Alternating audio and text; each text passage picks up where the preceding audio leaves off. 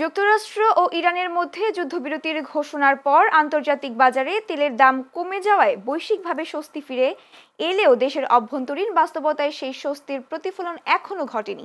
বিশেষ করে পেট্রোল পাম্পগুলোতে দীর্ঘ লাইন ও সরবরাহ সংকট পরিস্থিতিকে জটিল করে রেখেছে। বিভিন্ন শহর ও মহাসড়কের পেট্রোল পাম্পগুলোতে দেখা যাচ্ছে দীর্ঘ যানবাহনের সারি। অনেক চালক ঘন্টার পর ঘন্টা অপেক্ষা করেও পর্যাপ্ত জ্বালানি পাচ্ছেন না। যদিও দেশের পেট্রোল পাম্প কর্তৃপক্ষ আন্তর্জাতিক বাজারের ইতিবাচক পরিবর্তনে আশাবাদী।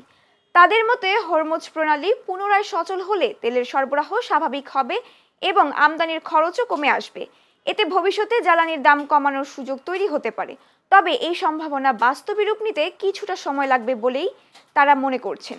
এইদিকে যুক্তরাষ্ট্র ও ইরানের মধ্যে সাম্প্রতিক যুদ্ধবিরতির ঘোষণায় বিশ্ব জ্বালানি বাজারে স্বস্তি ফিরে এসেছে। মাত্র কয়েক ঘন্টার ব্যবধানে আন্তর্জাতিক বাজারে অপরিশোধিত তেলের দাম প্রায় 14 থেকে 16% পর্যন্ত কমে ব্যারেল প্রতি প্রায় 92 থেকে 94 ডলারে নেমে এসেছে।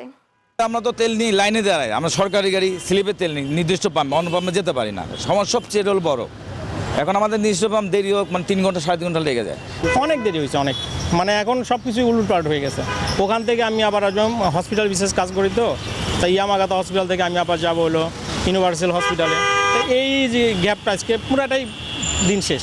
কালকে আমি এই পাম্পে আসছিলাম রাত্রে, এইখানে 7টার দিকে সিরিয়ালে দাঁড়াইছিলাম।